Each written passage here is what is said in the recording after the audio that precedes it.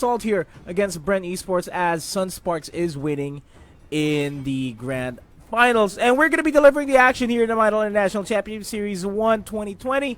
I am Nomad. Alongside with me is Leo. Pardon the long break, ladies and gentlemen. We just had to make sure that both teams are in a tippy-top shape, especially after Evos sweep Geek Fam. They are on fire. So, yeah, if anyone has momentum, it's Evos here. And Bren, yesterday they got knocked down into the lower bracket. And right now, both teams, once more, fighting for tournament life. Let's see how they are going to respond to each other here. Again, Evos swept Geek Fam, and yesterday Sunsparks swept Bren Esports. Now, it's going to be Bren on the play here, banning out the Popol Kupa and Kaja. So, good pickoffs here, while Evos takes out the Valir and the Natalia. Yeah. And a Selena is automatically going to be picked up. That's either going to be a Few or a Rebo Selena pickup. Esmeralda can't go wrong with the Thoms being picked up though by Evos. Instead, they're opting to go for a Jawhead. Now, Bren might still go for a Gushin side lane and a Thoms as well. That's a complete possibility. But that is an insta-lock on the Claude as well. That's a Carl Teasy Claude. There you go. So at least we can see more clearly what Bren Esports here is bringing to the table. We know what they want to do, and we know where their damage is going to be coming from. On the other end, though, this could go either way. Esmeralda could be on Pokemon, could even be on Potato if they so decide to make this their core, but the jury's still out on that. Nice pickup on the Jawhead, though. I like that. And here we go. The Atlas. Still not revealing their tank is Bren Esports, so we'll see how they respond after the second half of banning. Kufra should be banned out here, though. 100% sure. It's either... Yeah, it has to be a Kufra ban here for Evos. There is no way that you should be allowing EJ to get his hands on the Kufra, and that is going to be the Kufra ban. Yeah, now we see EJ in an interesting position. That's putting it very lightly. Who could they pick up now as a solid front liner? Grok? We can see Grok? Maybe a high loss, though. Good ban on the carry. But that Choke out the would cores. mean a Uranus is not out of the picture here for Bren Esports, too. Oh yeah, if Evos knows exactly how a Uranus and Tams lineup would work, that's what they used to sweep Geek Fam with. So yeah, they could pick up the Uranus and then look for that sweet spot where they can put in that tank for EJ and who it's gonna be. Wait, hold up. It might be an Angeline combo here. Oh yeah, Ling's still here. No, what is this? Masha? Masha hasn't been very effective this entire tournament, though. Well, Masha's not so bad. Yeah, but there are a lot of check marks that you have to go for Masha to be effective, to say the least. And a high loss is going to be a good pickup here, and already being pointed out there by EJ. It's going to be helping out Carl Teasy, and this is going to be a better lineup by Bren Esports. Getting the X-Borg on the side lane is going to be, as I said, economically better for the side of Bren Esports. Now, they can opt to go for a Link core here for Evos for that Angela to start working. But they're starting to get a bit of a double take there on the Link pick. They're thinking about it. I'm glad that they did not pull the trigger on what they flashed with Rebo. So the X-Borg is safe, and as well the Hylos.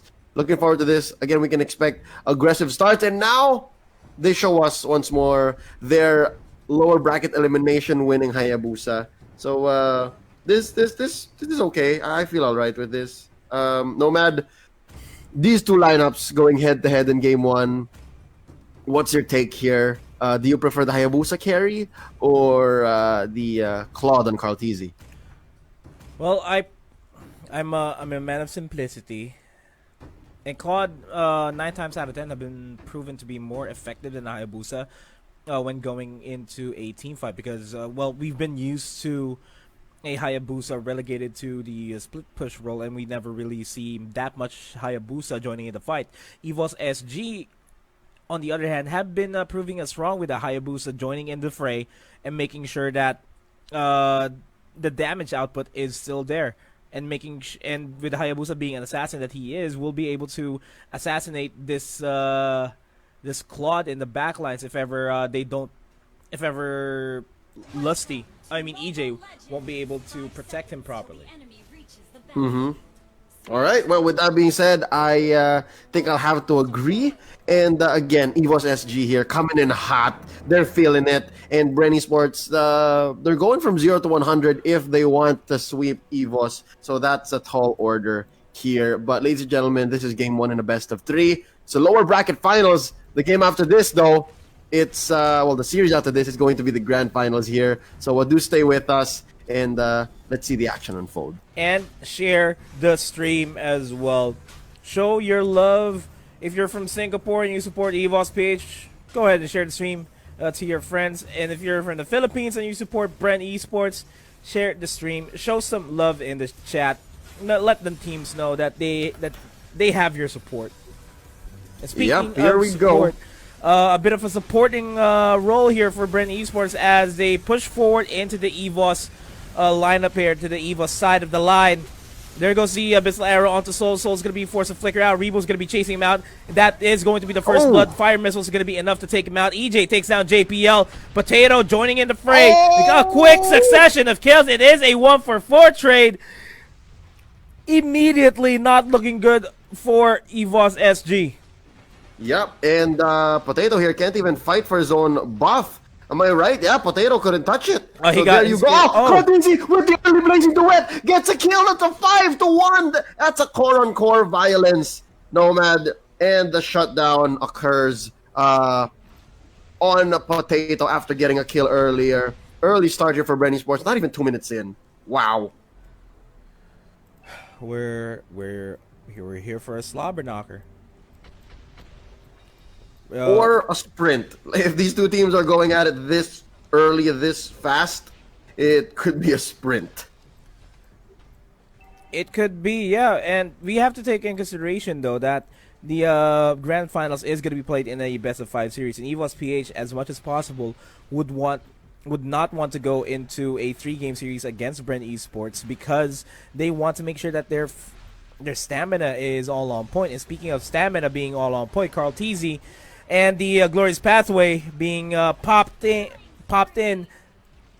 It's all about, making sure that they finish the game as fast as they can. And with EJ being there, the Glorious Pathway will make sure that Carl Teasy would be able to chase down anyone as fast as he can. Just as much as it is a defense tool or used for sustain, it can be used very, very well as an initiate and as a way to deal damage, if you will. But again, you're requiring some level of follow-through. But that's of no shortage in Bren Esports. Again, Carl Teasy here. I'm glad to see our players here back mostly in what role they're used to playing. Because yesterday we saw Bren Esports play around with their roles, which could be a factor to seeing them get swept. But here, this is mostly sticking to 4. But look at this now. Fight near the turtle den. There is the last insanity already being committed here by Rebo from the side. That's a 2 for none. And the Glorious Pathway as well. Lusty still having a little bit of that Inferno with a 3-0. Now making it a 4-0. And Soul is just like a lost soul in the middle, just clearing the waves. Like, all right, I guess I'm not going to join the fight. Yeah, I'm just going to farm up. That's what I'm going to do. And it's an 11-1 score line. Already half the gold is what Bren has in their pockets. This is not looking like a good game for Evos PH, especially in the early game. If anything, Evos SG can bounce back in the late game as soon as we reach the 12-13 minute mark, if ever we're gonna reach it. Given that it's a Hayabusa on Carl Teasy's soft Claude, that could be a factor, but I'm still not counting out how strong of a start Bren Esports has now. 11-1, Nomad. 11-1. 7,000 gold ahead in just 4 minutes, 30 seconds in. And EJ will, I think he's just waiting for the Glorious Pathway to be available before they start diving in. Aeon looking to get the last Insanity. Not going to happen. Not the last Insanity. The Fatal Links. It is going to happen, but to their detrimental downfall. Early immortality by Rebo, too. Yeah, pulling in the pain. All right, it's like they asked for it. Like, oh yes, please, my god! more. Oh! Pokemon follows through. Carlteasy gonna rain down the damage onto this turret. Oh, he comes in! I guess he has max stacks! Down goes JPL! That's gonna be Eon and Potato just barely surviving. They don't want any of this. Nomad, what's going on? Bren wants to finish this as fast as they can, and they can possibly do that. This all happened because of that first 5-man fight that should not have happened for Evos. They committed a lot of bodies onto the Little Wanderer, and it just costed them this mid-game for them. All turrets are down 5 minutes into the game. Ooh. No penetration though, just yet. No penetration just yet. So at least there's some breathing room for Evos as you look at this now. There's another deadly blazing duet here by Carlteasy, not taking anyone out. Heartguard just coming in time. Carlteasy might bite the dust here. Soul shuts him down. That's a lot of gold going over to the side of Evos SG. Now Pokemon wants to pick another fight with JPL inside of him. There you go, the Glorious Pathway laid down by EJ. They're still in this. Lusty goes down here. JPL gets the finishing touch, but Lusty finishes off Potato and Soul together. Now, that was a 2 for 3, actually. Bren Esports still winning that trade in the end. Oh my god, Bren Esports. Oh my god, Carlteasy. He has 6 kills and he has Bounty Hunter on. He's got a lot of cash in the pockets, my guy. 6,000 to be exact. Twice that of Soul. And Hayabusa is nowhere near twice of that. Ooh. And all right. Carlteasy just wants more and more, man. More and more. Oh, man. This is going to be a quick match if they don't do anything here to stop the TT, all right, the tower termination, because that's what's next up top, as Rebo is just going to continue to take the small camp and then finish up by taking down the turret. And I just gotta say, signals have to be sent here for Evos SG. They need to make sure that they don't dive in the fights just like Uwa and just, you know, mess everything up. They need to start cheering up for themselves. Oh man, Lusty, look at that, taking down the turret. Pressure's crashing down through all waves, all lanes here for Bren Esports, and Carlteasy 6-1-8 gonna take down this turtle all by himself just in time before Lord manages to count down for his spawn. Now look at this, Potato caught out here by Rebo, jumped on by Lusty, and he gets the finishing touch, popping the Inferno. No, actually he did not have to pop the Inferno, that was his passive triggering right there with the flames around him. Man, this Tams on Lusty, I'm liking it so far. Me likey, because we don't really see Lusty with a hero like this. We usually see him as a tank or as a support, as shown yesterday. Sometimes a mage with Farsa here and there, but his performance here as the Tams, just like Pokemon in the previous links. Oh, but the damage no, it is what they paid for, and JPL gonna get away. No, don't finish the job here. I think it's a GG, Nomad. 8 minutes in, under 9 for sure. They're going to finish this. Bren Esports is gonna take game 1, and they're just gonna have some insurance as they wait for the minion wave to crash in and take mid, and it's over. What a performance! That was... I mean, oh my god. To be fair, it was nothing fancy. It was really just a solid lineup. They got a Selena, nice tank that's able to go back and forth. It's nothing new to see from Bren Esports. It's just the way that they